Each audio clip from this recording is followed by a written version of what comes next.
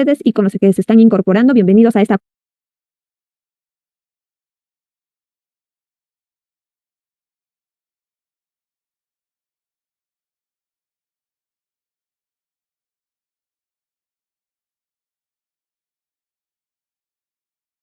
fase, ¿no? La fase de programación multianual de inversiones, que en realidad hemos visto que ya está siendo concebida como una fase transversal a todo el ciclo de vida de inversión, a todo el ciclo de inversión en realidad. ¿Sí? ¿Por qué? Porque tomamos data, tomamos referencia acerca del estado de las diferentes inversiones, tanto en la etapa de la misma formulación y evaluación, y también en la etapa de ejecución, ¿no? Y bueno, de igual forma en la etapa de funcionamiento para poder realizar la programación de las inversiones. Esto porque es necesario poder aplicar los criterios de priorización y tomar en consideración pues todas las inversiones que estén próximas a convertirse en, digamos, inversiones registradas o proyectos de inversión registrados, ¿no? O las inversiones que están en plena ejecución, quizá en diseño o en ejecución física, ¿no? Y también poder identificar qué es lo que el funcionamiento de cada proyecto, de cada unidad productora en realidad, nos arroja, ¿no? Acerca de las condiciones de operación y también los aspectos que se están llevando a cabo en cuanto al mantenimiento, para poder conocer si hay una necesidad, ¿no? De hacer algún tipo de inversión, ¿no? Que propiamente no sea de repente un proyecto, ¿no? Sino una inversión que vaya a realizar alguna intervención que mejore la capacidad de la unidad productora, ¿no? O digamos que no permita, ¿no? Que se pierda del todo el nivel de servicio. Porque sabemos que con el mantenimiento, la idea es mantener, como bien su nombre lo dice, los niveles de servicio de una infraestructura para poder brindar un servicio público. Bueno, hemos llegado entonces a esta fase, la que sería nuestra segunda fase. Podríamos decir que es una fase, bueno, como la fase de programación multianual, ¿no? Es transversal de cierta manera, ¿no? Porque siempre estamos viendo los datos para poder hacer la programación multianual y actualizarla año a año. La fase de formulación y evaluación es una fase más específica, por así decirlo, porque es en la que nosotros vamos a poder formular cada una de las inversiones, cada uno de los proyectos de inversión, de acuerdo a sus características, a su naturaleza, ¿no? Y de igual manera se va a poder evaluar con la finalidad de obtener la viabilidad, ya sea de la inversión, ¿no? O la aprobación de la inversión o la viabilidad del proyecto, ¿sí? Esta es la fase de formulación y evaluación, que digamos va a comenzar, perdón, ¿no? Con, digamos, no etapas, ¿no? Sino tres momentos, ¿no? En los que vamos a ver el tema de la identificación, ¿no? De la formulación propiamente y la evaluación.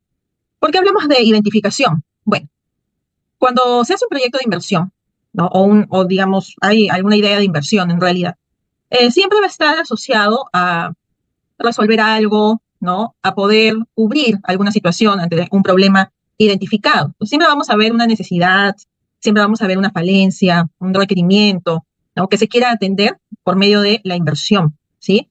Es por eso que hay una primera parte en la que se debe identificar el problema, porque cuando se identifica, digamos, el problema, decanta con todo un proceso de por medio en que se pueda también esbozar las alternativas de solución para finalmente decidir cuál es la idónea, ¿no? La que es viable, ¿no? La que va a ser mejor para atender al proyecto, ¿no? Entonces vemos pues que un poco este esquema nos propone el gran proceso que se da para la identificación del problema y también la planificación de las alternativas de solución. Como bien les dije, ¿no? Se va a identificar una necesidad insatisfecha, una situación negativa, ¿no? Quizá en el caso de necesidad insatisfecha podemos ver que hay poblaciones agrícolas que tienen una gran necesidad, ¿no? De un sistema de riego pues modernizado, ¿no? Porque están utilizando un sistema de riego tradicional que les demanda más tiempo, no optimiza su producción, ¿no? Y teniendo un sistema de riego más moderno, ellos podrían tener una mejor producción, podrían agilizar la producción, ¿no? E incluso podrían ampliar, ¿no? La capacidad productiva, ¿no? Entonces, se puede identificar una necesidad insatisfecha en la medida que se identifique la brecha, ¿no? Con un punto comparativo, ¿no? O una brecha con una expectativa, ¿sí? Y también se podría identificar una situación negativa, ¿no? Por ejemplo, hay situaciones negativas que están orientadas de repente a temas de seguridad ciudadana. Entonces, si estamos en una comunidad que está presentando de repente asaltos, robos, ¿no? Esa es una situación negativa. Significa un problema, ¿no? Sobre el cual se podría proponer alternativas de solución para poder resolverlo, ¿no? Poder plantear algún tipo de proyecto de inversión que genere un capital, ¿no? Ya sea tangible, intangible, un capital de capacitación, un capital humano, para poder afrontar, ¿no? Estas situaciones. Entonces, Las ideas de los proyectos nacen de esa manera, ¿no? Nacen de identificar lo que no está bien, ¿no? Lo que falta, ¿no? Y es ahí donde vemos una brecha de servicio, ¿sí?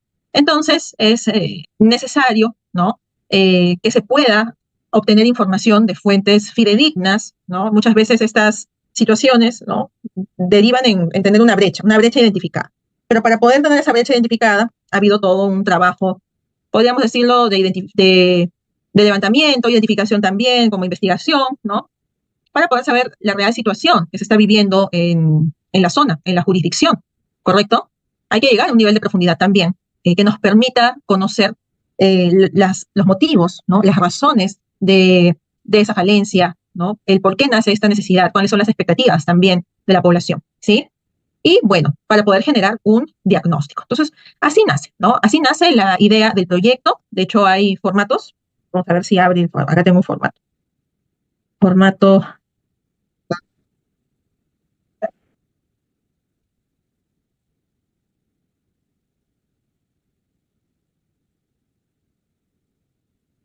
Esta es la ficha técnica simplificada. No, hay un formato número 5 que nos permite registrar la idea del proyecto.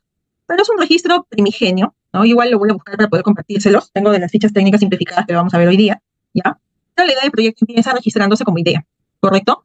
Para luego ya poder pasar a ser, digamos, descrita, ¿no? Y una vez pues que se tenga todos los elementos para que pueda ser registrado como una inversión o como un proyecto de inversión pública, se registra como tal mediante la herramienta o mecanismo que más sea apta para esa inversión, según sus características. Bueno, pero para poder, digamos, entender toda esta etapa de formulación y evaluación, ¿no? Es importante saber, ¿no? Que hay que identificar las condiciones, ¿no? Que circundan a la situación identificada, a la circunstancia identificada, ¿no? Como el aspecto territorial, ¿no? ¿Cuál va a ser el área de estudio? ¿No? ¿Qué área, digamos, yo voy a estudiar? ¿Qué área me va a brindar información acerca de la problemática? ¿Sí? Y también, ¿no? ¿En qué área yo voy a, digamos, aplicar la solución y cuál va a ser, digamos, su influencia?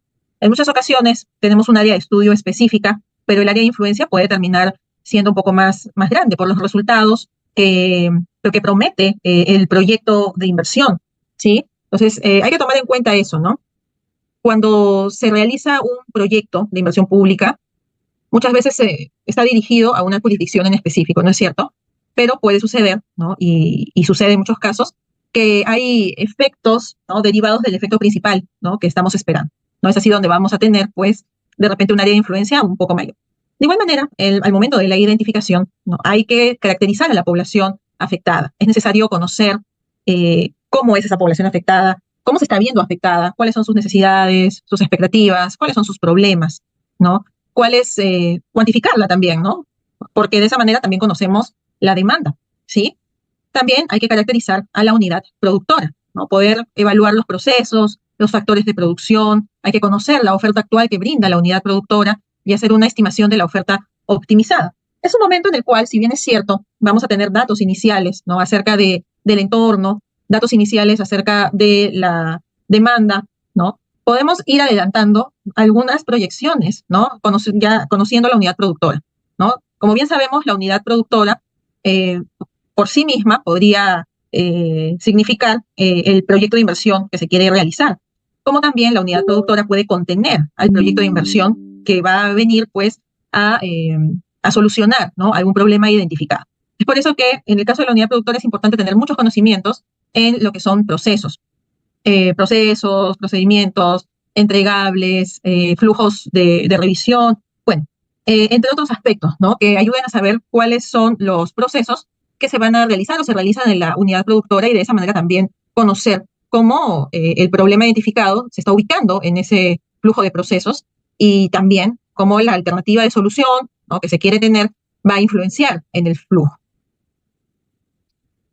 Y respecto de la estimación de la oferta optimizada, es tener una idea, ¿no? Una idea inicial también de cuál sería la oferta, conociendo la oferta actual, es decir, cuántos litros de riego brindo de repente en el mes, ¿no? O cuál es el área de riego que se satisface actualmente, ¿no?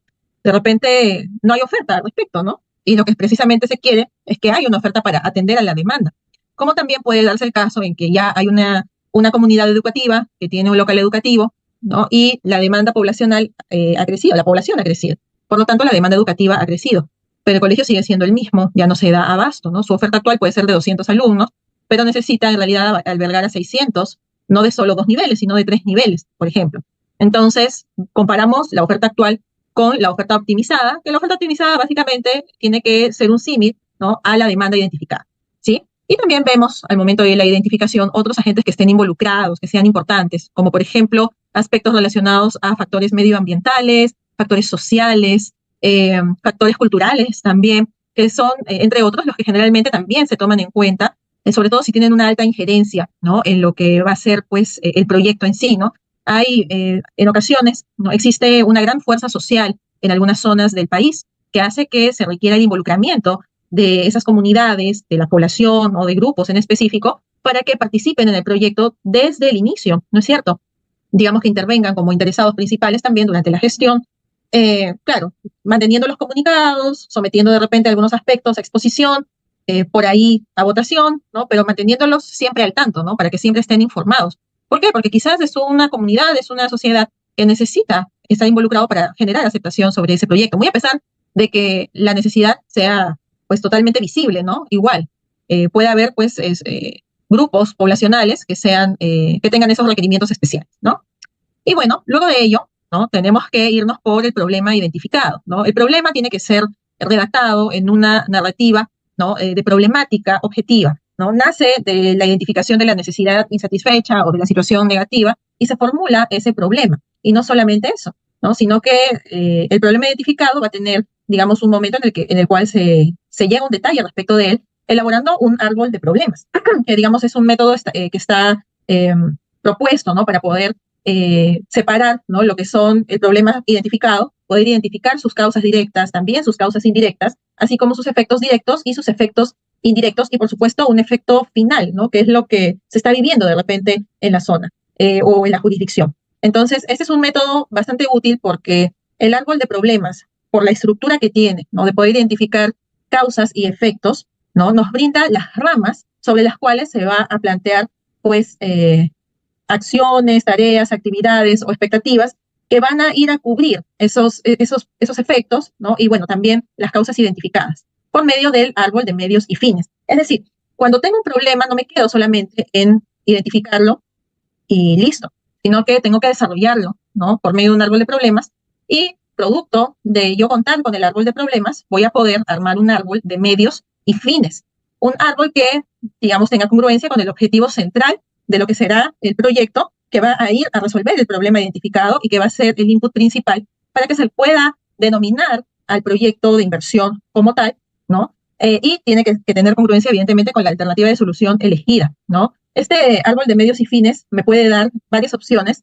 Voy a tener diversas opciones de alternativas de solución, ¿no? Pero solamente es una la que va a quedar, ¿no? Y la decisión sobre cuál alternativa de solución debe quedar se basa en diversos criterios establecidos en la evaluación, ¿no?, entre los cuales está pues los indicadores de rentabilidad para poder saber si las alternativas son viables o no, cuáles son más viables que otras, ¿no?, y otros aspectos ya más relacionados con algunas restricciones que pueda haber en el proyecto.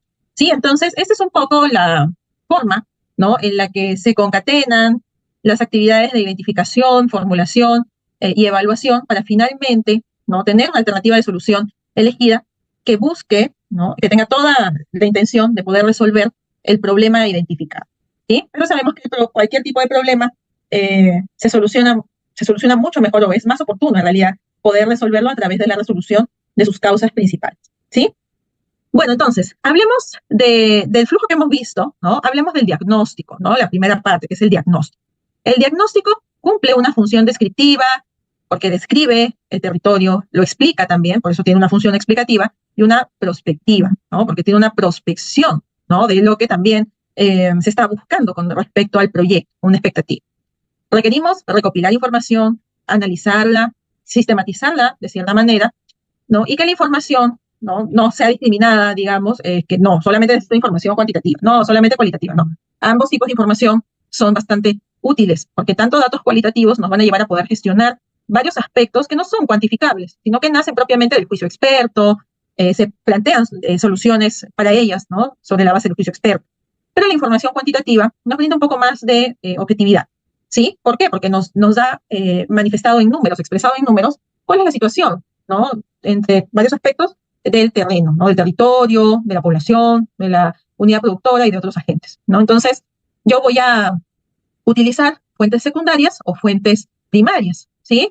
Entonces, mis fuentes secundarias, ¿no? Porque pueden ser estudios que se hayan hecho, pueden ser, digamos, eh, algunas investigaciones, ¿no? Y también puedo utilizar otros tipos de fuentes primarias, como son, de repente, lo más conocido, ¿no? Entrevistas, otros tipos de fuentes son encuestas, en ocasiones se hacen preguntas de profundidad, ¿no? A un público objetivo, ¿no? En otras ocasiones se hace focus group, ¿no? Hay diversas técnicas que sirven para poder obtener fuentes que nazcan de la propia experiencia de quienes son parte de repente de la demanda que está insatisfecha o de especialistas también que tienen conocimiento en la materia, ¿no? Y bueno, también es importante como agente involucrado considerar el análisis de riesgo en contextos de cambio climático.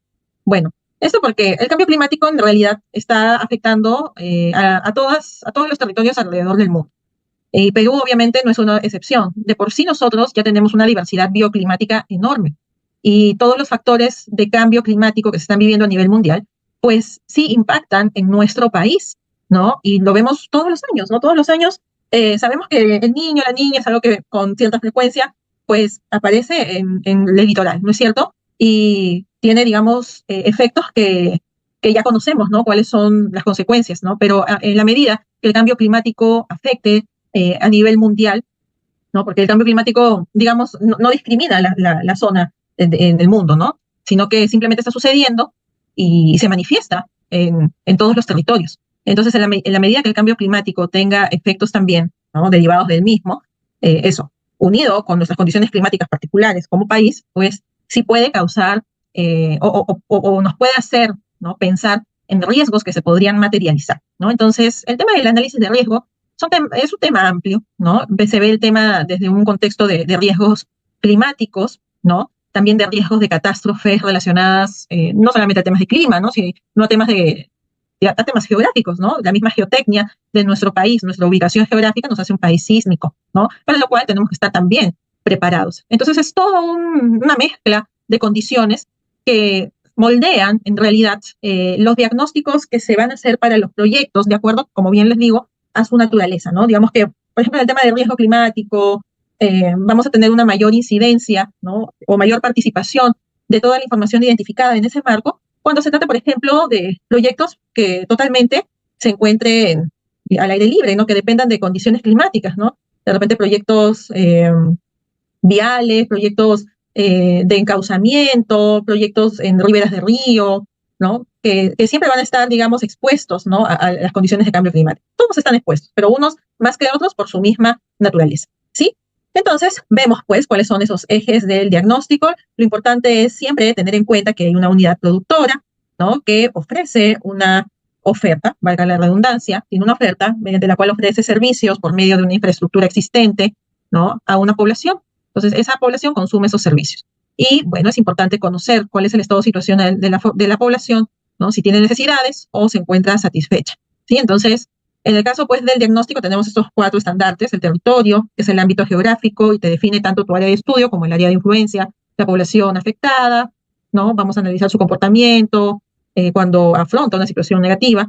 La unidad productora, que describe y analiza características, estructura organizacional, proceso productivo, la capacidad de que la unidad productora que brinda los bienes y servicios, ¿no? Y bueno, hay otros agentes, ¿no? Involucrados, como bien les había mencionado, que no solamente pues son entidades, también hay grupos con intereses particulares en los proyectos, ¿no? Área usuaria, inversionista, entre otros, ¿no? Ahora, ¿cómo diagnostico el tema territorio, ¿no? Como bien les dije, fuentes de información secundarias que sean relevantes, tanto del área de estudio como del área de influencia, ¿no? Luego, una realización del trabajo de campo para poder identificar las características geográficas, la disponibilidad de los recursos y las condiciones de acceso que permitan proponer el diseño del proyecto, ¿no? Por ejemplo, si yo tengo que hacer obras viales y estoy en un lugar muy alejado de todo, ¿no? Tengo que buscar fuentes de agua, por ejemplo, para poder hacer las mezclas, ¿no? Para poder provisionar de agua para las necesidades básicas en todos los aspectos, ¿no? Entonces tengo que identificar eso.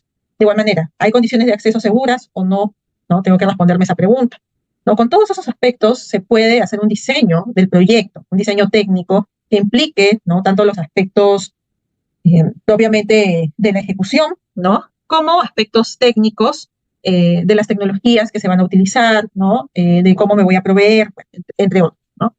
Y también, como voy a ver a la unidad productora, ¿no? Si bien es cierto, voy a entrar a tallar en el tema de unidad productora durante mi trabajo de campo, identificando pues los aspectos relacionados a la idea del proyecto, no debo olvidar poder verlo en global. Y lo que nos dice un poco la norma es que también hay que ver si es que se identifica inversiones adicionales que permitan que la unidad productora funcione. La unidad productora, como bien les dije, es un conjunto de procesos, ¿no? Que puede involucrar una serie de inversiones que ya se hicieron y también manifestar que hay necesidad por otras más. Es por eso que al revisar la unidad productora en línea, de repente con una idea de inversión o una inversión que está en pleno desarrollo, también es importante saber si se va a necesitar más que eso para que la unidad productora realmente funcione adecuadamente. Y el paso número 3, que es elaborar el diagnóstico, ¿no? El diagnóstico, empezando por identificar el área de estudio, que es la disponibilidad de recursos, accesos, peligros, impactos ambientales, y el área de influencia, condiciones de accesibilidad, aspectos administrativos e institucionales y parámetros sectoriales, ¿no? Para que finalmente, ¿no? En lo que respecta al análisis de peligros, se identifica el o los peligros y se define sus características y probabilidad de ocurrencia, ¿sí? Bueno, de hecho hay anexos que nos brinda la directiva, hay algunos anexos que les estoy compartiendo para que ustedes los puedan ver más a detalle, ¿no? Que son anexos básicamente que tienen procedimientos más específicos, de repente formatos que pueden seguir para poder hacer las labores, ¿no? Que están relacionadas a la formulación y a la evaluación. En cuanto a la población afectada, ¿no? La población afectada es el conjunto de individuos que están siendo afectados por la situación negativa que se va a intentar o se está intentando solucionar, que como bien lo saben es la necesidad insatisfecha que se asocia a una brecha prioritaria. ¿Por qué hablamos de una brecha prioritaria? ¿No? Porque el hecho de que ya nos encontremos formulando y evaluando el proyecto quiere decir que se le ha dado prioridad a esa inversión para que prosiga con el proceso de formulación o la fase de formulación y evaluación. Entonces, se trata de una brecha prioritaria, ¿no? Porque se le ha dado prioridad, ¿no? Respecto de otras y, bueno, de acuerdo también a los criterios de priorización que se hayan aplicado, ¿sí?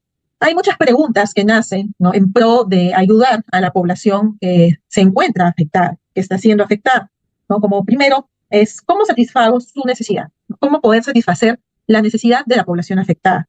También si la población afectada se encuentra expuesta a condiciones de riesgo. ¿Y cuáles son las características socioeconómicas, demográficas, sociales, culturales más relevantes? Entonces, tratamos de conocer a la población afectada desde la perspectiva de esas tres interrogantes. Porque, ¿qué es lo que nos interesa de la población afectada? Sabemos bien que debemos caracterizarla, ¿no? Y para eso está la tercera pregunta, ¿no? La caracterización. Voy a saber cómo es mi población afectada socialmente, económicamente, demográficamente, ¿no? Digamos, qué costumbres tienen, cuáles son los aspectos culturales más arraigados en esa población, cuántos son, ¿no? De repente clasificarlos por rangos etarios, ¿no? Cuántos son según el rango etario.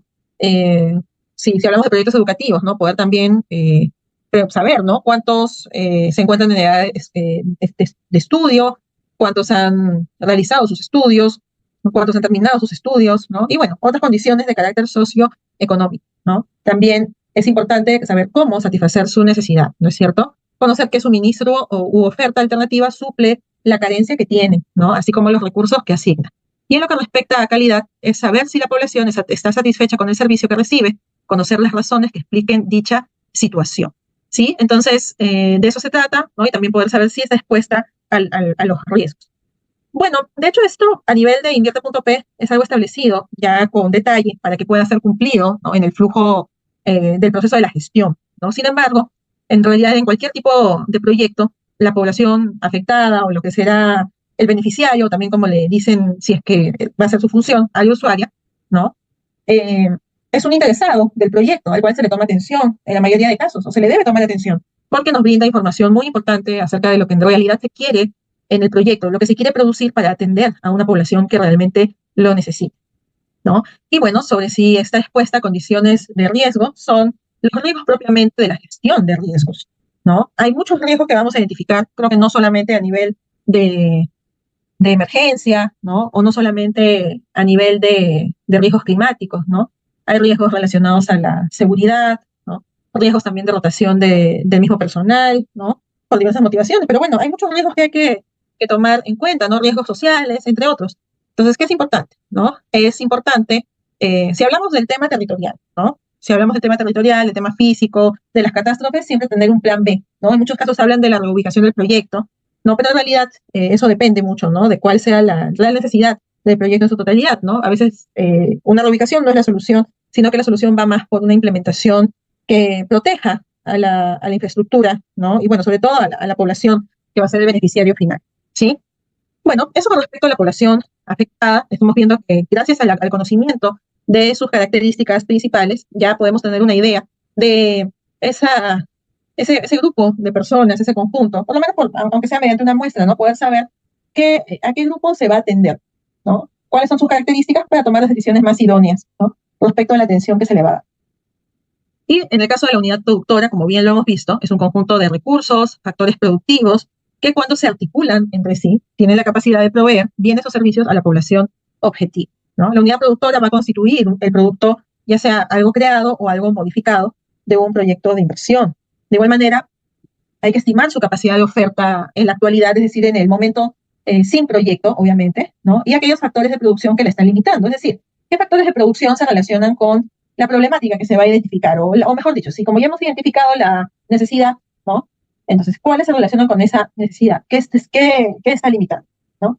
También hay que verificar que la oferta cumpla con el nivel de servicio y que los activos cumplan los estándares de calidad establecidos por el sector y si se cumple con el mantenimiento oportuno, ¿no? Entonces, acá vemos, ¿no?, que la unidad productora va a albergar una serie de recursos, de proyectos que ya terminaron, entre otros, que en conjunto trabajan para la producción de, digamos, la producción que va a brindar un servicio, ¿no?, a la población. Entonces, es necesario saber si siempre como unidad productora está brindando los niveles de servicio que se planificaron desde un inicio o inclusive, ¿no?, los están superando, ¿ya? Es por eso que siempre debe haber factores, estándares de calidad establecidos por el sector o por el área competente, ¿no?, para poder saber si realmente eso está sucediendo. Y también no solamente preguntar acerca de la operación, sino del mantenimiento, ¿no?, si se está logrando un mantenimiento oportuno de la infraestructura, ¿sí? De igual manera, ya como se habla de la unidad productora, se identifica la oferta actual, la oferta ideal, ¿no?, y también las condiciones actuales de la misma unidad, hay que analizar las posibilidades de optimización, ¿no?, y con ello se terminaría en estimar la oferta optimizada y también su proyección, ¿sí? Entonces, vamos a tener diversas naturalezas de intervenciones en proyectos, ¿sí? A ver, hay un comentario acerca de la red. Quisiera saber quiénes están presentando problemas para poder escucharme, porque no sé si los problemas nacen de mi conexión o quizás son problemas que están naciendo de la conexión de alguno de ustedes. Porque si está muy bajo el internet, me gustaría que igual me puedan avisar si hay problemas. ¿Alguien más tiene el mismo problema?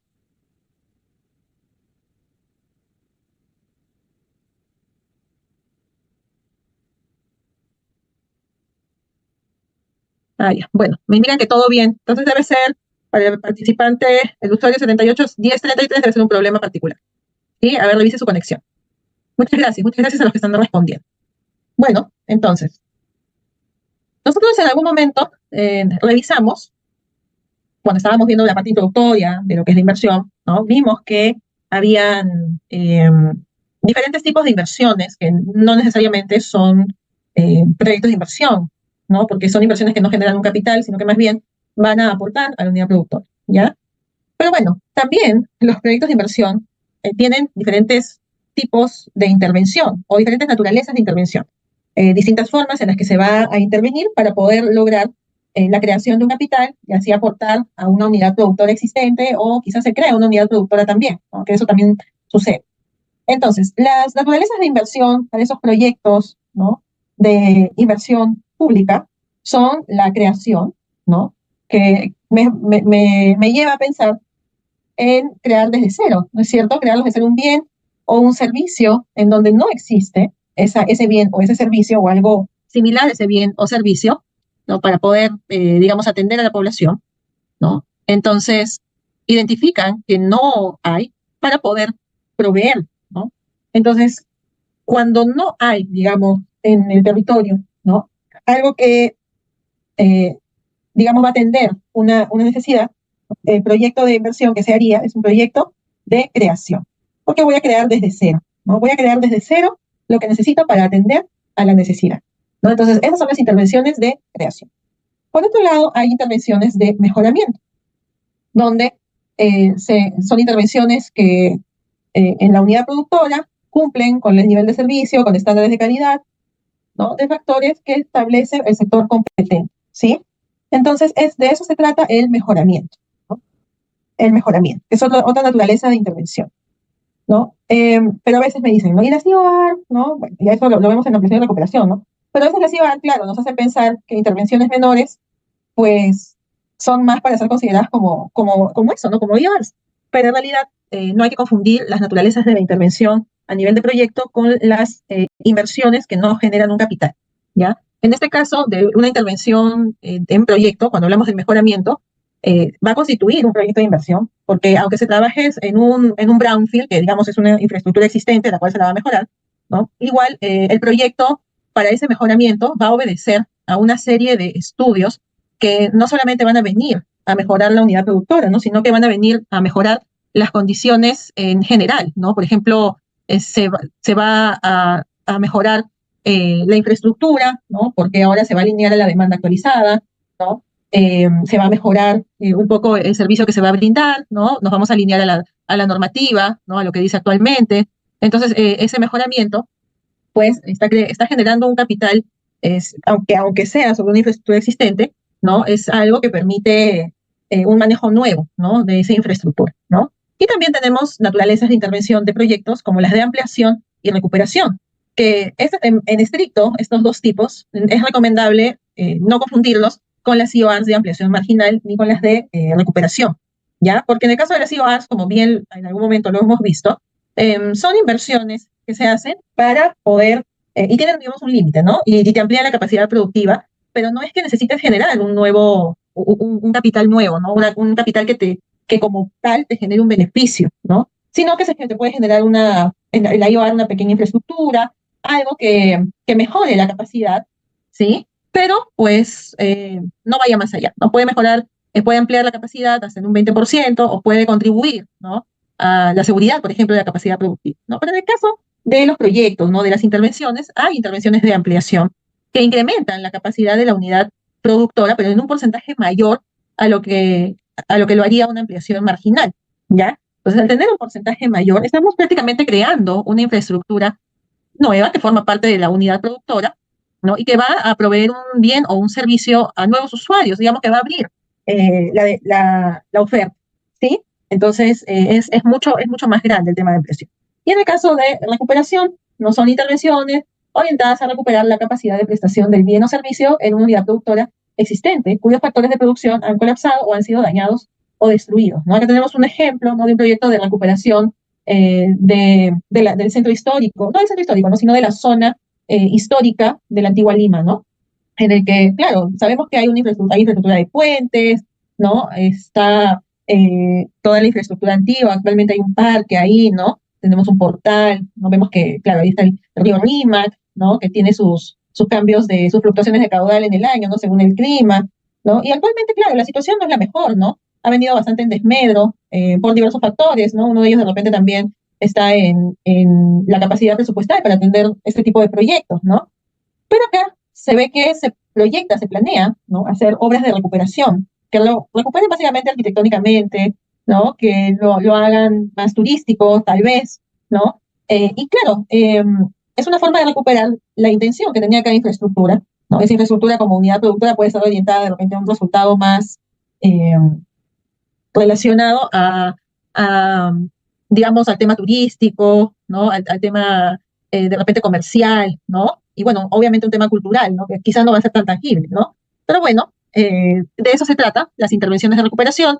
Y como no se trata de inversiones muy aisladas, que solamente van a recuperar un equipo, ¿no? O algo pequeño, ¿no? Se habla pues de obras de recuperación, porque de cierta manera, aunque trabaje sobre algo existente, voy a generar un capital nuevo, ¿no? Con esa recuperación que me va a permitir desarrollarme también en otros mercados, ¿sí? Bueno, entonces, sabéis que cuando ya puedo, o yo ya he visto, ¿no? Las características del territorio, de la población, de la unidad productora y cuál es la naturaleza de la intervención, puedo yo denominar a mi proyecto de inversión. Como bien les dije, ¿no? Acá, para la gestión de inversiones, somos bastante estrictos en la denominación del proyecto de inversión, ¿no? Que tiene que tener componentes, los componentes que se dicen en ese momento, se van a decir en ese momento, sí o sí, ¿no? En primer lugar, ¿no?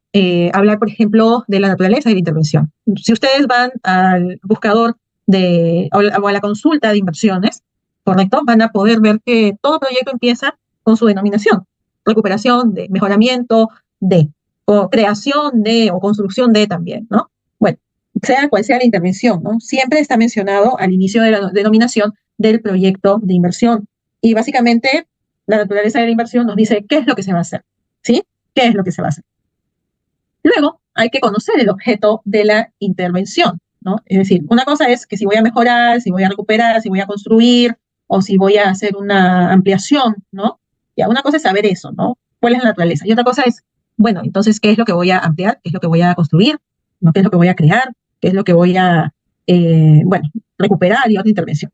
Entonces, es ahí donde ya me pongo a pensar en el objeto, ¿no? El objeto de la intervención. ¿Cuál es el bien o servicio o conjunto de servicios sobre los cuales se va a intervenir, ¿no? Entonces, esto está clarísimo desde el momento en que empezamos con la identificación del proyecto o de lo que será nuestro proyecto, ¿no? Habiendo identificado, por ejemplo, el problema, la necesidad insatisfecha, ¿no? Eso lo ligamos inmediatamente pues, con una población que se encuentra insatisfecha, ¿no? Que sería nuestra demanda inicial. Pero digamos que las demandas pueden también actualizarse. La cosa es caracterizar bien a la población, ¿no? La población que va a ser beneficiaria, ¿sí? Entonces, ahí es donde debemos reconocer cuál o qué es lo que a qué le voy a intervenir, ¿no? Mediante la naturaleza que tenga la intervención. Y también es necesario hablar de la unidad productora, ¿no? La unidad productora generalmente tiene un nombre, ¿no? Si hablamos, por ejemplo, de una institución educativa, la institución educativa tiene un nombre y la institución educativa es una unidad productora. Si hablamos de un hospital, también, ¿no? El hospital es una unidad productora. Si hablamos de una carretera, la carretera es una unidad productora, ¿no? Entonces es necesario consignar ese dato, ¿no? Y también la localización. ¿Dónde se va a localizar la unidad productora? ¿No? Es decir, ¿dónde se va a construir? Que tiene que ver con, obviamente, la localización de esa inversión, ¿no? Que finalmente la localización que esté o está ahí para poder atender a la población que se requiere, ¿sí? Y bueno, todo eso unido brinda la denominación de un proyecto de inversión, ¿correcto? La denominación de un proyecto de inversión.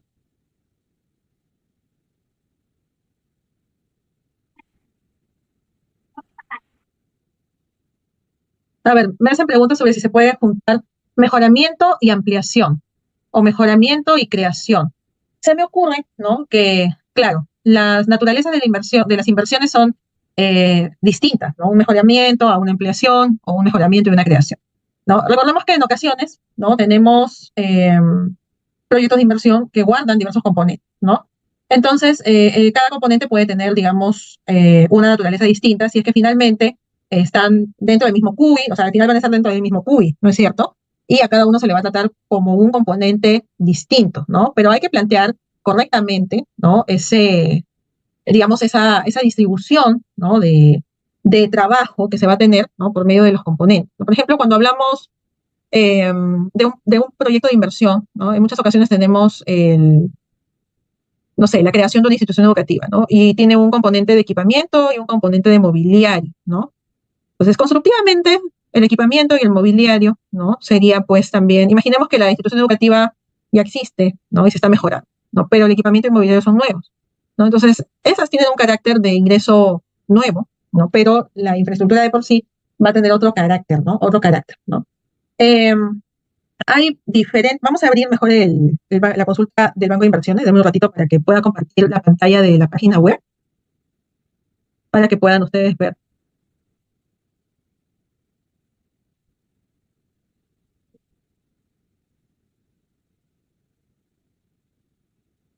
A ver, consulta de inversión.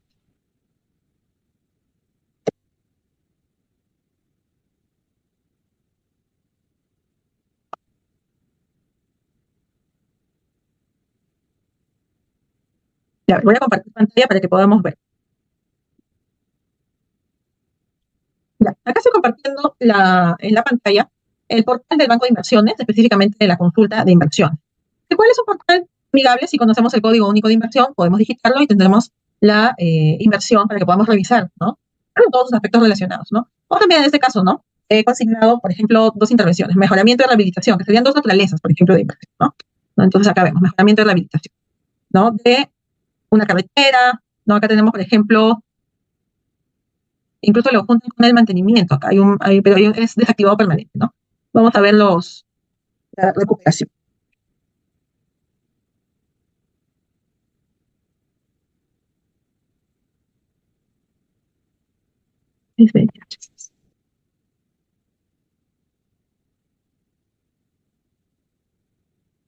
Bueno, si vemos los proyectos activos, ¿no? Hay proyectos que hablan de recuperación de recursos arqueológicos, recuperación de servicios higiénicos y de aulas, de áreas verdes, potencial productivo, recursos turísticos, ¿no? Entre otros, ¿no? Tenemos creaciones también. Creación sí nos vamos a encontrar con más, ¿no?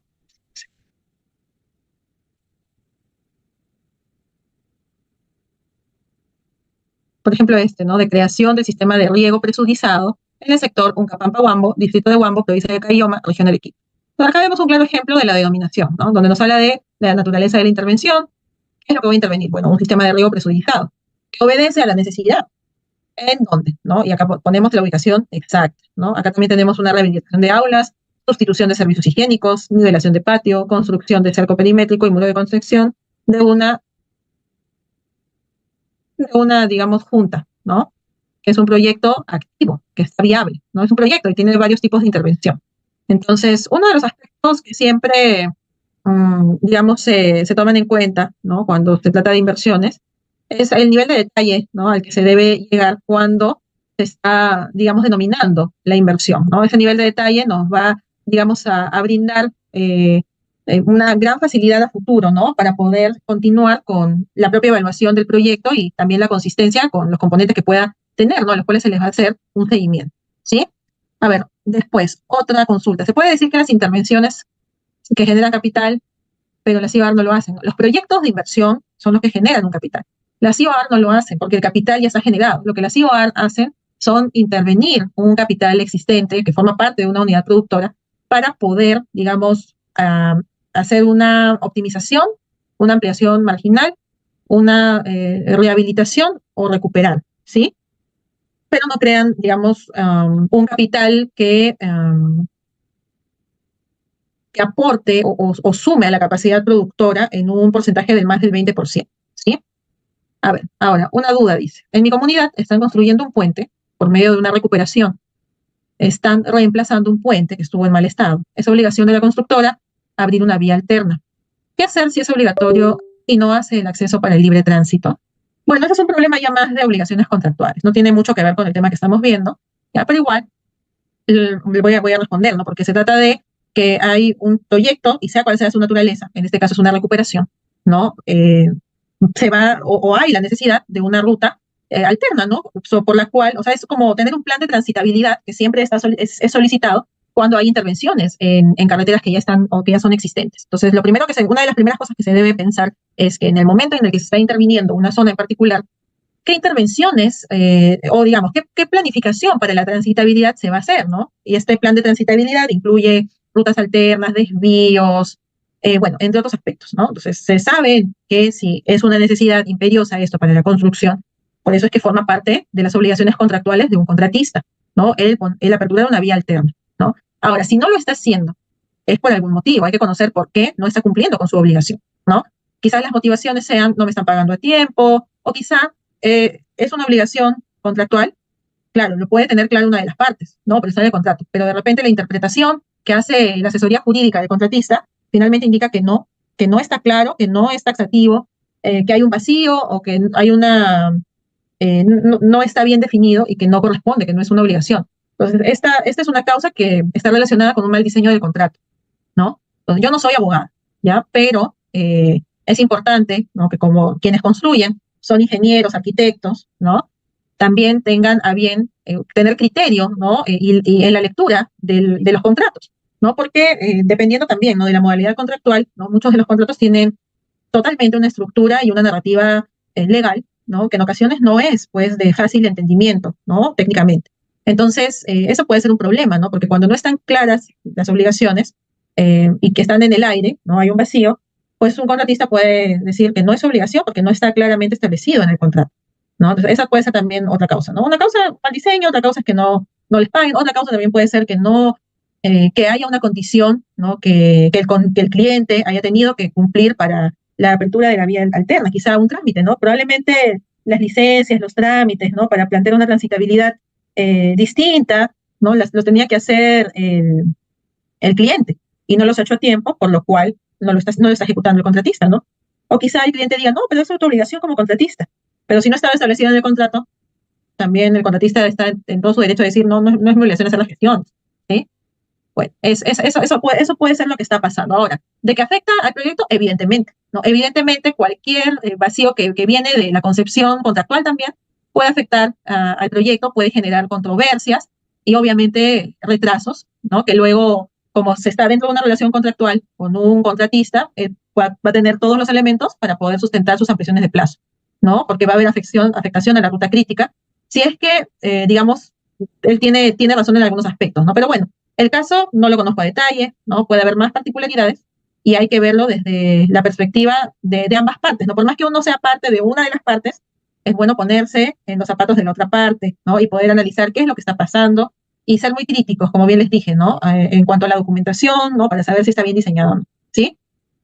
A ver, me preguntan la diferencia entre CUBI y SNIP, ¿no? El Código Único de Inversión es el código que se le da a cada proyecto de inversión que ha sido registrado, que tiene digamos que tiene una viabilidad, ha sido registrado, ¿no? Y es su código, digamos, universal en nuestro sistema del invierte.p para poder siempre identificarlo, para poder buscarlo, para poder consignar ese dato en toda la documentación, ¿no? Y había un código SNIP que antiguamente se manejaba, incluso había un buscador todavía en todo este tiempo de transición que consignaba o pones el código único o también el código SNIP, ¿no es cierto? Que incluso acá podemos ver, ¿no?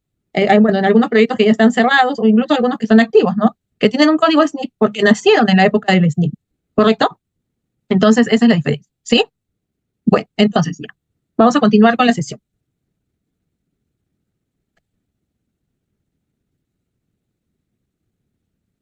¿Pueden ver mi pantalla? ¿Se comparte el PPT?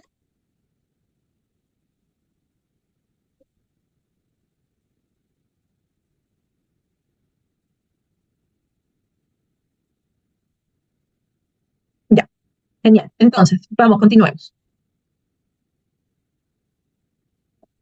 Ahora, ¿cómo hacemos el análisis de la oferta? Porque ya no basta con caracterizar a mi unidad productora y poder hacer el proceso, sino que tengo que analizar la oferta que me está brindando esa unidad productora. Es la única manera de poder sustentar lo que estoy planeando, lo que voy a planear para poder mejorarla y atender a mi demanda.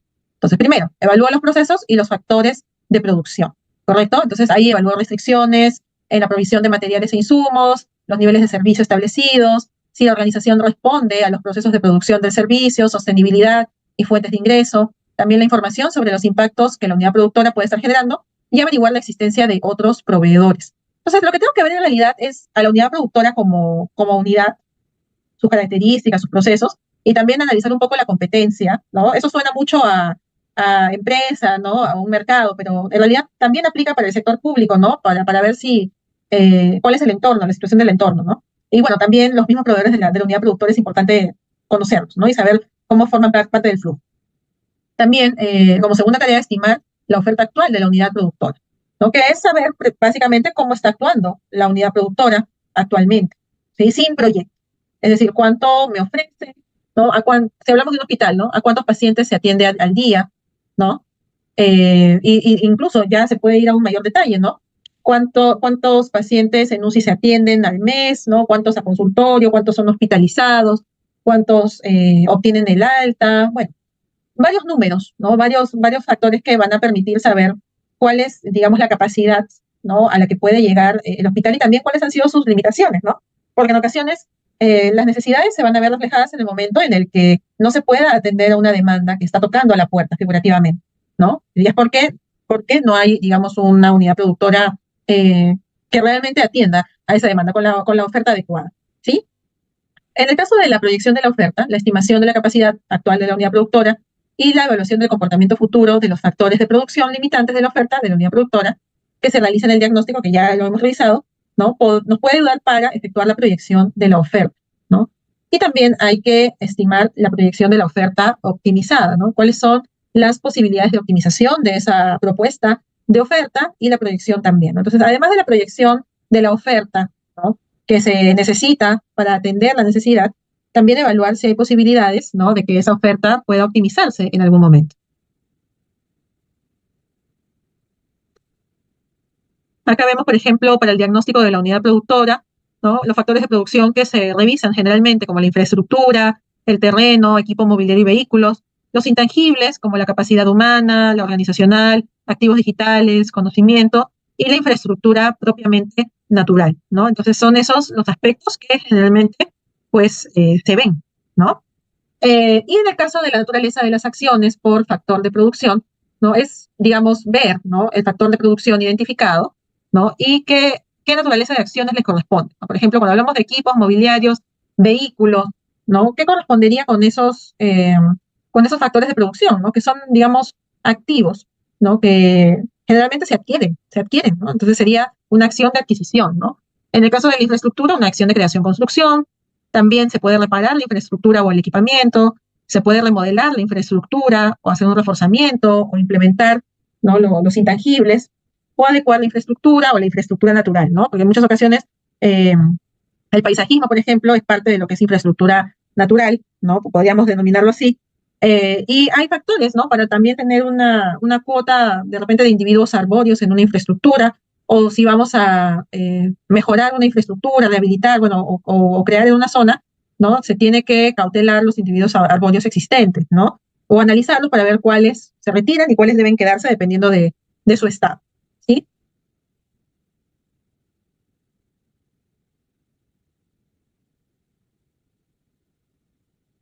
A ver, me preguntan qué es el factor de producción. Nosotros hemos visto acá los factores de producción son la infraestructura, el terreno, el equipo mobiliario y vehículos, sino que son factores que a mí me permiten producir, ¿no?, lo que se tenga que producir para brindar el servicio, ¿no? Ustedes saben que una unidad productora brinda un servicio, ¿no?, a través de la existencia de una infraestructura, ¿no? O, bueno, en el caso donde haya componente de infraestructura, ¿no? O a través, pues, de algún tipo de implementación que se haya realizado, ¿no? Entonces, factores de producción van a componer a la unidad productora, ¿no?, y le van a permitir, ¿no?, cumplir con todo su proceso, con todos sus flujos, para poder, digamos, tener esa capacidad productora que atienda a la demanda. Entonces, un factor de producción es la infraestructura, ¿no? Finalmente, la infraestructura la puedo crear, la puedo reparar, la puedo remodelar, puedo hacer diversas intervenciones en ella, y la infraestructura es un factor para la producción del servicio, ¿no? De igual manera, si no tengo un emplazamiento, un terreno donde funcione mi infraestructura, entonces no podría yo hacer nada. Entonces el terreno aporta como factor para esa producción. Lo mismo que la implementación interna de la unidad productora por medio de equipamiento, mobiliario, vehículos de transporte, ¿no?, que permitan de repente traslados, bueno, entre otros, ¿no? Forman parte de los procesos de la unidad productora. Como bien sabemos, los intangibles, capacidad humana, organizacional, ¿no? Estos intangibles que, claro, no los podemos tocar, pero forman parte importante de la producción, ¿no? Entonces, en la producción interviene la infraestructura, nosotros sabemos, ¿no? Si hablamos de la producción de un servicio hospitalario, pues para brindar el servicio hospitalario no solamente voy a necesitar el hospital o el tomógrafo y los rayos X. Necesito a las personas que trabajen en ese hospital, ¿no? Enfermeras, administrativos, los médicos, personal de limpieza, entre otros, que es la capacidad humana, para poder hacer realidad, ¿no?, todo el proceso de la unidad productora, ¿no? Y bueno, de eso se trata, ¿no? Los diversos factores de producción que componen a la unidad productora y que van a contribuir, ¿no?, a que se pueda desarrollar, bueno, que se pueda producir ese servicio, ¿no?, para el beneficiario final, ¿ya? Bueno, yo les dejo acá un flujo, ¿no? Más o menos les he explicado, ¿no?, cómo van a obtener información, ¿sí? Información para poder desarrollar el proceso, identificar en su totalidad a la unidad productora, ¿no? Es importante que identifiquemos los activos estratégicos que están asociados a subprocesos dentro de la unidad productora, ¿sí? Es muy importante. Por ejemplo, acá tenemos un proceso de servicio de limpieza, ¿no? Un estado inicial, ¿no?, es residuos sólidos en la fuente, ¿no? Entonces, ¿qué vamos a ver como subprocesos, ¿no? Primero, ¿cuáles son los activos, no? Tengo activos de contenedores, papeleras, coches, barredoras, ¿no? Y esos están asociados a un subproceso para el manejo de esos residuos sólidos, ¿no?, asociados al subproceso de barrido y almacenamiento. Ahora, para el subproceso de recolección, los activos son camiones baranda, trimóviles, volquetes, camiones compactadores, vehículos para alza de contenedores, ¿sí? Y el terreno, la balanza electrónica, planta de transferencia, vías de acceso, es un subproceso de transferencia. Entonces estamos dando cuenta, ¿no?, cómo identificar esos activos, ¿no?, que de cierta manera son nuestros factores que ayudan a la producción y lo hemos relacionado con los subprocesos, ¿no? Entonces, eso nos ayuda con nuestro manejo ¿no?, que empieza con los residuos sólidos en las fuentes, ¿no?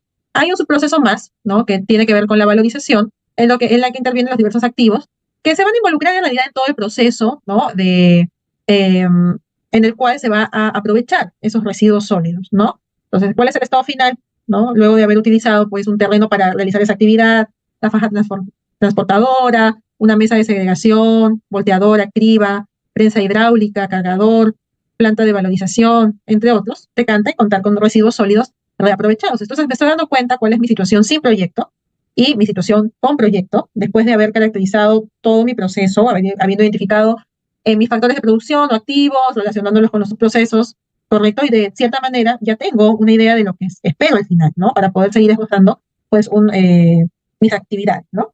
Y también tengo, pues, que puede haber un subproceso de transporte y otro subproceso de disposición final cuando no necesariamente voy a aprovechar los residuos, sino que los voy a disponer en un depósito de material excedente, en un terreno, en un relleno sanitario, o en un terreno, pues, de relleno, ¿no? O bueno, como les dicen, ¿no? Algún centro o terreno de acopio, ¿no? Entonces, también yo puedo tener estados finales alternativos y para cada cual voy a tener sus procesos a los cuales les tengo que relacionar los activos que les correspondan, que forman parte, ¿no?, de los procedimientos, ¿no? Esta es una unidad productora, por ejemplo, en la que tenemos el laboratorio, ¿no?, aulas académicas, aula magna, un laboratorio de cómputo, hay obras exteriores que se han realizado también, ¿no?, que es una unidad productora de una universidad, ¿no?, en la que podemos ver que se busca satisfacer, obviamente, las necesidades académicas, de investigación, recreativas, deportivas, de reunión, tecnológicas, ¿no? Entonces, la unidad productora está compuesta por una serie de pequeñas unidades que también de cierta manera van a producir, o sea, mediante sus propios procesos, van a contribuir, ¿no?, al cumplimiento del servicio educativo, ¿no?, pero cada una desde su perspectiva, ¿no? Y en el caso de otros agentes involucrados, ¿no?, se trata de cómo perciben la situación negativa bajo análisis, probables causas y consecuencias, y cuáles son sus expectativas o intereses sobre la solución de la situación negativa, ¿no? También la disposición o posibilidades de participar en el ciclo de inversión y la percepción que tienen sobre el riesgo y los efectos del cambio climático. Básicamente nos están hablando de la intervención de los diversos interesados que forman parte o que están identificados para el proyecto, ¿no?, para el proyecto de inversión o la inversión, ¿ya? Entonces, nos vamos a encontrar con diversos agentes involucrados, ¿no? Como bien se los mencioné en algún momento, puede haber otros agentes involucrados que puedan ser entidades públicas, ¿no?, empresas prestadoras de servicio, bueno, municipios, o empresas privadas también que de cierta manera van a tener una influencia o van a ser influenciadas, ¿no?, o se van a ver impactadas por el proyecto. Es importante integrar los conceptos de gestión en general, ¿no?, con la gestión de inversiones. En realidad no se distan mucho uno del otro, ¿no? De hecho, la gestión de inversiones en nuestro país tiene un enfoque, sí, ¿no?, clásico, que ha sido mejorado a lo largo del tiempo, ¿no? Ha presentado muchos aportes, ¿no?, que están diseñados para mejorar, ¿no?, la gestión y el seguimiento de las inversiones, ¿ya? Pero no dejan de tener también, pues, el interés, ¿no?, de poder involucrar estándares de gerencia de proyectos, de dirección de proyectos o de gestión de proyectos, ¿no?, donde una de estas buenas prácticas es identificar, ¿no?, a agentes involucrados o interesados, ¿no?, y cuáles, pues, son sus necesidades, expectativas y de qué manera pueden intervenir en el proyecto, pueden contribuir o quizá no lo van a hacer lo contrario, ¿no?, pero de qué manera se les puede atender, ¿no?, para poder satisfacer alguna necesidad, inconformidad u otro, ¿ya? Y es por eso que diferenciamos también a quienes van a ser oponentes y quienes son los cooperantes, ¿sí? Bueno, entonces, con respecto a la identificación del problema central, sus causas y efectos, ¿no?, un método bastante conocido, ¿no?, para la identificación del problema y las causas es el diagrama de espina de pescado o Ishikawa, ¿no?, que ya muchos lo deben conocer. Se basa en poder identificar el problema, ¿no?, y pensar en las posibles causas de ese problema, ¿no? Y no solamente eso, ¿no?, generar ramificaciones en cada causa que a su vez detecten características de esa causa o problemas, ¿no?, o causas indirectas, ¿no?, que estén generando esa causa y que indirectamente contribuyan al problema central, ¿sí? Que es importante definir el problema, causas y efectos, por supuesto que sí. Si no se sabe el problema, es imposible plantear una solución, ¿no? En la inversión pública, las inversiones no son propuestas o creadas sin tener un sustento que avale, ¿no?, haber tomado la decisión de registrarlas para realizarlas. Tienen que estar basadas en una problemática, ¿no? Y es por eso que se debe identificar el problema central, desde el lado de la demanda de servicio, ¿no? Necesidad insatisfecha, como bien se dice, ¿no? Y sobre la base del diagnóstico de la población afectada. Por ejemplo, que la población no acceda al bien o al servicio congruente con una brecha de cobertura en el programa multianual de inversiones, o que la población accede de manera inadecuada al bien o servicio, su prestación no cumple con los estándares de calidad consistente con una brecha de calidad en el programa multianual de inversiones. Es necesario verificar que la intervención para dar solución al problema le corresponde al Estado y se refiere a un problema específico que puede ser atendido por un solo proyecto de inversión, claro, o también, pues, ¿no? Podría verse la congruencia de varios proyectos de inversión, dependiendo de la realidad. Y bueno, también permite explorar una o varias alternativas de solución, ¿sí? ¿Cómo analizamos las causas? Bueno, diferenciamos dos tipos de causas, las causas directas y las indirectas, ¿sí? Esto nace, digamos, la identificación de causas, nace de haber hecho un correcto diagnóstico, porque cuando hacemos un diagnóstico vemos territorio, población afectada, ¿no? Vemos unidad productora, vemos también su oferta, ¿no? Entonces vemos varios aspectos que al conocerlos a profundidad nos permite saber cuál es la perspectiva de la problemática identificada desde el punto de vista de esos aspectos del diagnóstico. Y es ahí donde podemos identificar causas del problema que estén relacionadas específicamente con cada aspecto del diagnóstico. Ahora, sobre causas directas y causas indirectas. Bueno, las causas directas están relacionadas con la misma oferta y con la demanda. Es lo más directo que podemos identificar. Como sabemos que todo proyecto de inversión obedece a una demanda, ¿no? O a una oferta, bueno, una demanda en el sentido de que hay que atender, ¿no? a una población que está demandando por una necesidad, ¿no? Y en el caso de la oferta, porque es lo que la unidad productora está brindando y tiene que brindar mejor, ¿no? Entonces, las causas directas están relacionadas básicamente con oferta y con demanda. Entonces, hay que analizar el desempeño de los factores de producción, también en el caso de la demanda, ver los factores del entorno social, cultural, religioso, geográfico, económico, que pueden dificultar o limitar el acceso a un determinado servicio público. En muchos casos, los factores del entorno social no van a influir demasiado, ¿no? Porque se trata de una demanda, ¿no? Que está compuesta por población que más bien tiene una necesidad y digamos que es sencillo de poder gestionar, ¿no? Pero también, como bien les expliqué, hay comunidades cuyo manejo es más complejo, ¿no? Eh, requiere de una administración o una gestión especial, ya sea por factores religiosos, culturales, sociales, ¿no? Entonces es importante identificar esas limitaciones, ¿no? Para saber cómo poder responder y trabajar para ellas, ¿no? Para poder mitigarlas o evitarlas. Y bueno, las causas indirectas permiten explicar el origen de las causas directas, ¿no? Finalmente, causa directa y causa directa están relacionados. Solo que en el caso de las causas directas son más directas del problema y las indirectas, pues, son causas de las causas directas, ¿sí? Entonces hay que identificarlas también. ¿Por qué? Porque poder saber cuáles son permite generar estrategias adecuadas para poder contrarrestar esas causas. Los pasos para elaborar el árbol de causas son la lluvia de ideas primero, que es el brainstorming, y es una técnica que precisamente no es tan científica, más se basa en la experiencia, pero igual es una técnica válida para cuando se trabaja en equipo. Como segundo paso, la selección de causas, ¿no? Entonces seleccionamos cuáles son las causas que se orientan más al problema identificado, porque la lluvia de ideas nos puede arrojar 50 causas, 100 causas, y como lluvia de ideas vamos a ir recabando la información. Pero hay que seleccionar cuáles realmente son causas directas e indirectas. Luego de ello, la jerarquización de las causas, ¿no? Poder darles un orden, también una prelación. También se sistematiza las evidencias y se procede a la construcción del árbol de causas. Y en el caso de los efectos, también, ¿no? En ese árbol yo voy a identificar efectos directos y también efectos indirectos, ¿sí? ¿Cuáles son los efectos directos? Son los que se manifiestan en la población afectada directamente. Digamos que los voy a ver en el beneficiario final, ¿no? O quienes han estado más cerca.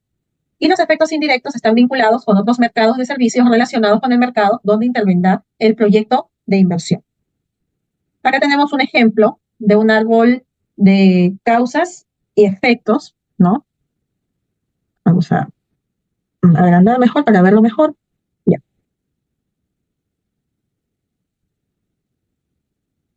A ver, me dicen, la población de la localidad de San Miguel tiene limitado acceso a servicios de agua potable y alcantarillado de calidad. Entonces es un problema muy claro, muy expuesto. Entonces, ¿cuáles son las causas identificadas?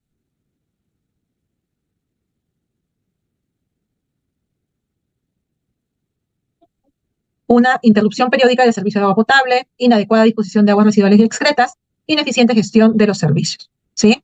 Entonces, tenemos esas causas principales, ¿no? Que están causando que haya un limitado acceso al servicio de saneamiento de calidad, ¿sí? Esas son las causas directas. Y las indirectas ya son identificadas por cada una de las causas directas, ¿no? Como por ejemplo, en el caso de la interrupción periódica del servicio de agua potable, ¿no? Una causa de esa causa es que la línea de conducción colapse porque de repente ya no soporta o no soporta, ¿no? La demanda actual. También que hay otra causa que está relacionada con esa causa indirecta. La línea de conducción está en riesgo frente a deslizamiento. Otra causa indirecta de esas interrupciones periódicas son las fallas en la operación del sistema. Y para ella, las causas indirectas de esa causa indirecta es que no se realiza oportunamente el mantenimiento del sistema y que los operadores no conocen bien el funcionamiento del sistema. Otra de las causas directas es la inadecuada disposición de aguas residuales y excretas, ¿no? Entonces, ¿qué causa esa inadecuada disposición? Que la red de alcantarillado tiene una limitada cobertura, que las aguas residuales se vierten a una quebrada sin previo tratamiento y que las lagunas de tratamiento han colapsado por fallas en el terreno. Y en el caso de la ineficiente gestión de los servicios, ¿no? Los integrantes de las juntas no conocen técnicas de administración. Y también que no hay capacidad de respuesta cuando hay interrupciones del servicio. Entonces, esas son las causas identificadas para el problema identificado. Ahora, así como se identifican las causas directas e indirectas probables, se puede identificar los efectos, ¿no? Esos efectos que pueden suscitarse si la situación problemática continúa. O, por ejemplo, que el consumo de agua de calidad baje. Entonces, si es que el consumo, digamos, de agua de calidad ese que se está dando, se sigue dando, ¿no? A pesar de que sea un agua de baja calidad, ¿no? Puede haber un incremento en las enfermedades gastrointestinales y dérmicas, ¿sí?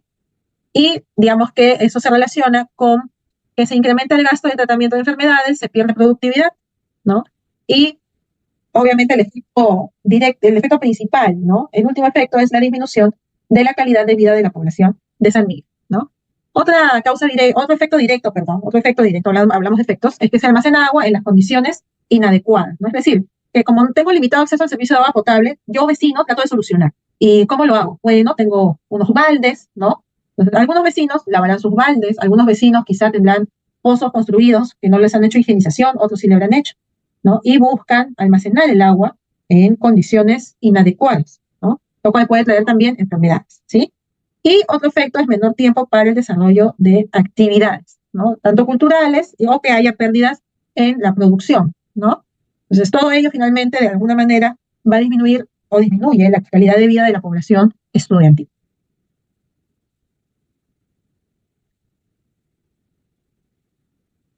Entonces, ya teniendo este árbol, ¿no? En el que identifico el problema, las causas y los efectos, puedo plantear el objetivo central, que es la situación deseada que se pretende lograr luego de la intervención con el proyecto.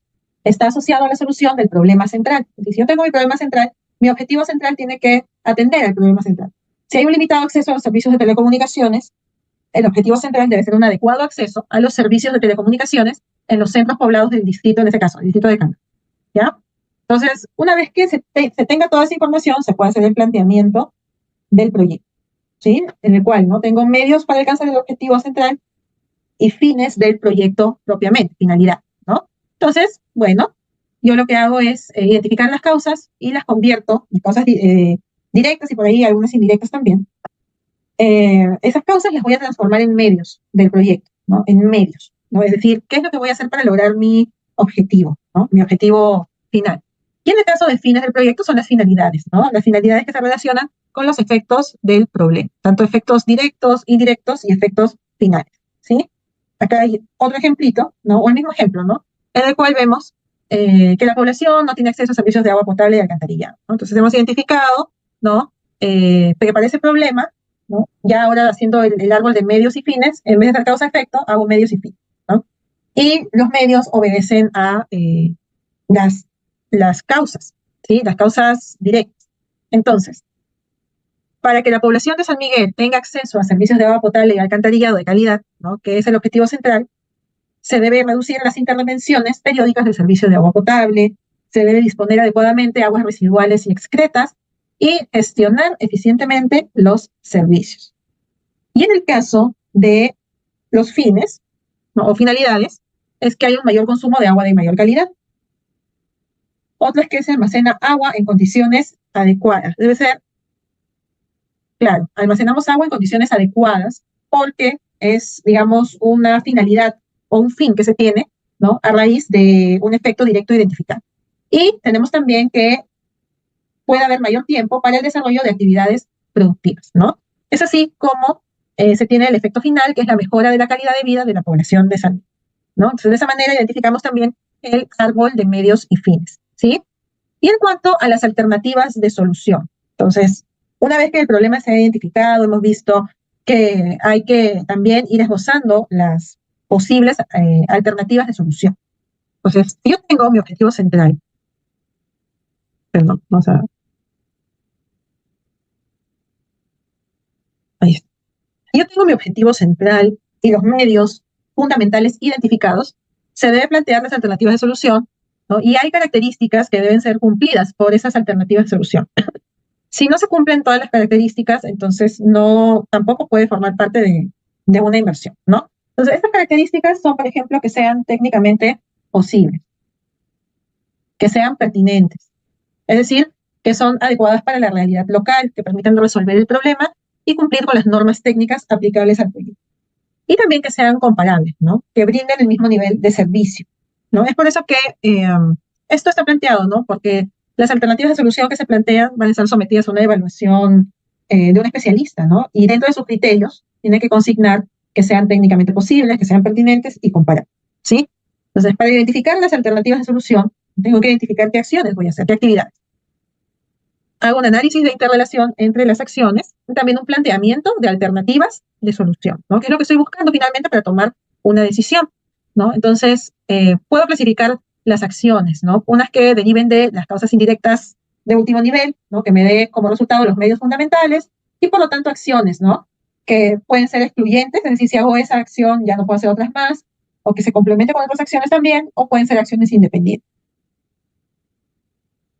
Y sobre las acciones hay que redactarlas de manera que digamos, ¿qué voy a hacer? Ver. ¿Y sobre qué lo voy a hacer? ¿No? Entonces, ejemplos claros son, por ejemplo, construcción del aula, adquisición de equipo biomédico, ¿no? De repente reposición de tomógrafo, quizá tenemos una ampliación del cuarto de bombas. Bueno, entonces, esas son las alternativas de solución, ¿sí? Y bueno, sobre las alternativas de solución, son acciones que se definen en el planteamiento de las alternativas de solución. Deben presentar una solución integral al problema central identificado. Y las acciones que no deben constituir gasto corriente como actividades de operación y mantenimiento de una unidad productora, como por ejemplo actividades permanentes de eventos culturales, espectáculos, concursos, entre otros, ¿no? Y también, en el caso del fraccionamiento, que en algún momento hemos hablado del fraccionamiento de los proyectos de inversión, ¿no? Nos habla de que una situación de fraccionamiento ocurre cuando un proyecto de inversión no comprende todas las acciones necesarias para solucionar completamente el problema central. Y ante esa situación, y debido a que el proyecto solo constituye una solución parcial, siempre requerirá de otras inversiones para implementar las acciones omitidas. En caso contrario, no se proveerá el bien o servicio cumpliendo con los niveles de servicio o estándares de calidad establecidos por el sector competente.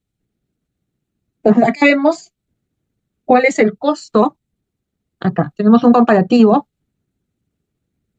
A ver, me preguntan cuántas alternativas debe tener un proyecto de inversión. En realidad, cuando revisamos los perfiles de evaluación, me he encontrado con algunas ocasiones en las que hay una alternativa, dos alternativas, tres alternativas, hasta cinco alternativas he visto en alguna ocasión. Entonces, digamos que no hay una limitante, pero tampoco nunca he visto pues un despliegue de alternativas de solución largo, ¿no? Entonces, lo que siempre se recomienda, ¿no? Digamos, en todo aspecto en los que se va a hacer comparaciones, es que haya una dupla o una terna, ¿no? Sobre la cual pues se pueda, o con las que se pueda hablar, ¿no? Ya sea empresas, consultores, pues, lo que se necesite para atender las actividades, ¿no? Entonces, generalmente siempre se pide una dupla o una terna, ¿no? Porque es, digamos, la forma más objetiva de asegurar que hay suficiente información, ¿no? Con, digamos, perspectivas diferentes, ¿no? Ya sea de cada empresa, de cada consorcio, ¿no?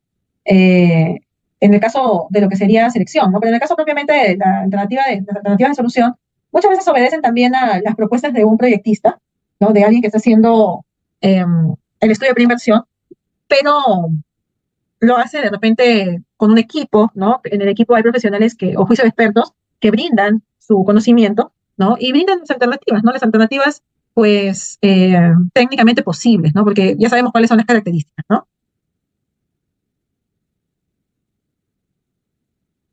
Ahora, acá vemos una relación entre la complejidad del proyecto y el costo de la información.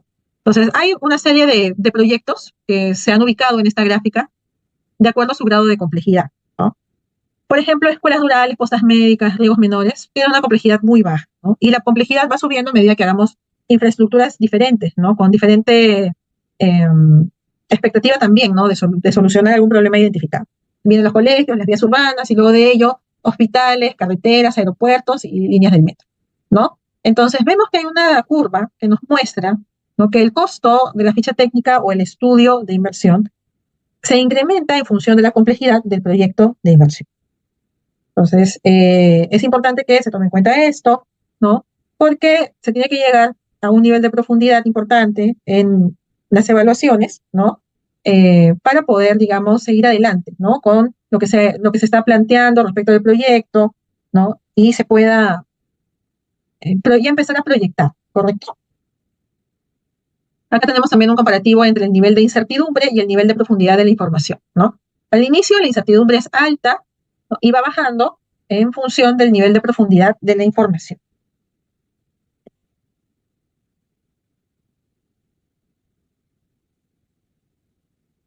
A ver, acá tenemos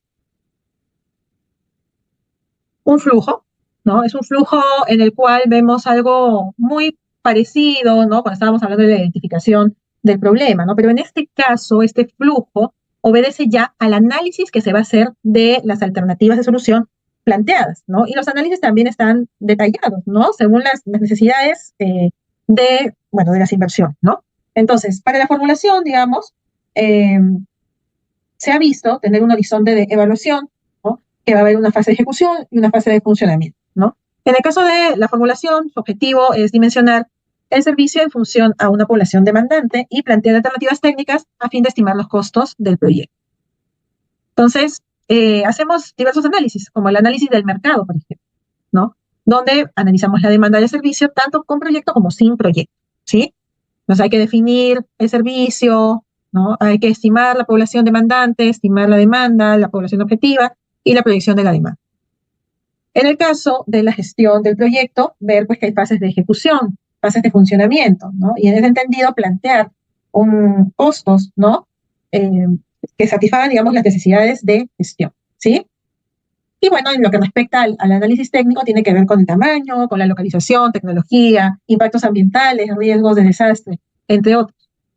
Entonces, ese análisis técnico también forma parte de la evaluación que se hará, ¿no?, para poder saber si un proyecto es viable o no, ¿correcto? Es viable o no, ¿sí?